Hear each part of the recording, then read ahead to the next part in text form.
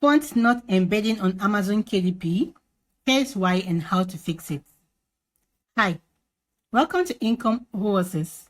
Today I'm going to talk about an issue that many authors and publishers face when uploading their books to Amazon KDP. Fonts not embedding. In this video, I'll explain why this happens and show you how to fix it. So if this seems like what you want to learn more about, keep watching. Are you an author experiencing issue with your book fonts not embedding on Amazon KDP? Okay, so I came across some comments on social media a couple of days ago, I think on LinkedIn, no, on Twitter. And someone took a screenshot of this interface and he was complaining that after uploading his Kindle version of his book, the paperback is displaying this font error. And he was like, he used Times New Roman on the manuscript. So this is a major misconception. A lot of publishers think most of these fonts in your Word editor are free for commercial usage, which is not true. So there are three types of fonts.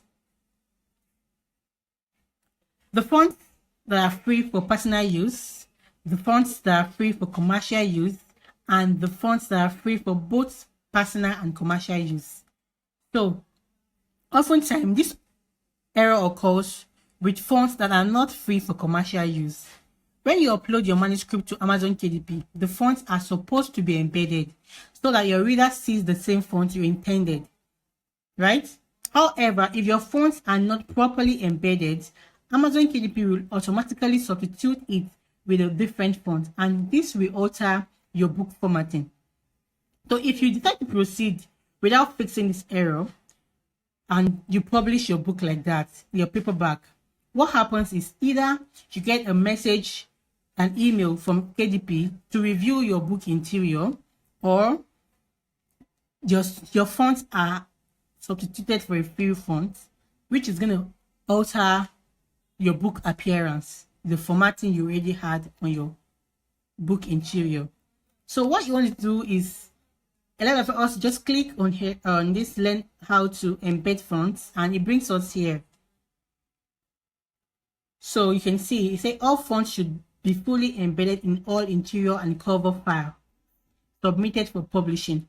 If fonts are fully embedded within your original file, but previewer shows unembedded fonts error after upload, it's possible that the specific fonts do not allow for commercial usage. If so, it prevents embedding and printing. So they tell you to follow these steps to embed your fonts. And after embedding those fonts using this instruction here, you will still observe, if you're using font like Times New Roman, that you still get this error message. And that is because the fonts you are currently using are not free for commercial usage, right? So what are you supposed to do? What you should be doing is to look for fonts that are free for both personal and commercial usage, right? So what you do is, if your Word editor does not have this font, so I came up with a list of some of them. Here you can see the list. You can please take screenshot of this slide, and this is the continuation. Take screenshot so that you can go and check them out in your Word editor. And if there are any fonts you want to use here and are not in your Word editor, what you have to do is just go to the fonts, then go to more on your, if you're using Google Docs now, or the procedure should be same for Microsoft Word editor. Go to more and then type in the fonts you want, and then you add it to your list of fonts. But if there are fonts, maybe you check this font and you feel none of them appeals to you, maybe for your cover, because this includes your cover, the font you use on your cover, your book cover now. If you feel you want more font and maybe the ones here are not just appealing to you, I would attach a link below in the description so that you go and you can go to this website to get fonts and download those fonts, but making sure that you are checking the license of that font. So when you download the zip file, you get a readme file attached to the font. So you just read to check the license that font has. If it's free for both personal and commercial use, then you can just import that particular font to your Word editor. Please take screenshots before you proceed.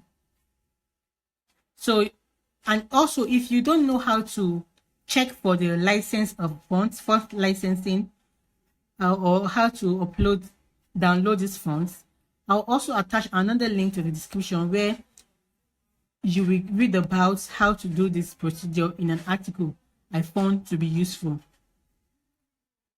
So after using any of these fonts, free fonts that are used for both personal and commercial use, you would notice upon re-uploading your book interior or manuscripts, that error automatically disappears and you get this interface, right? No issue selected. That is because you are now using fonts that are free for both personal and commercial usage.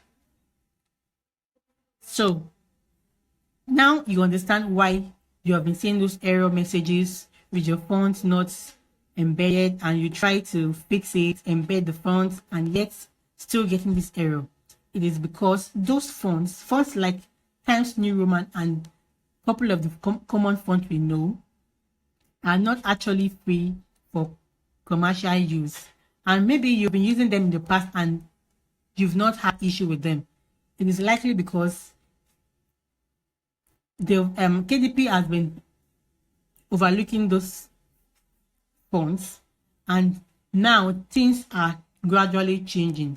They are now taking all those things seriously, and you may have to start looking for fonts that are free for commercial use, or if there are particular fonts you want to use and they are not free for commercial use, you need to get the fonts licensing. I think font like Times New Roman, getting the licensing cost around $140. So you may want to check that out. So you can just browse on. If you're not sure or you're just still confused, yeah, when I found out, I was also shocked.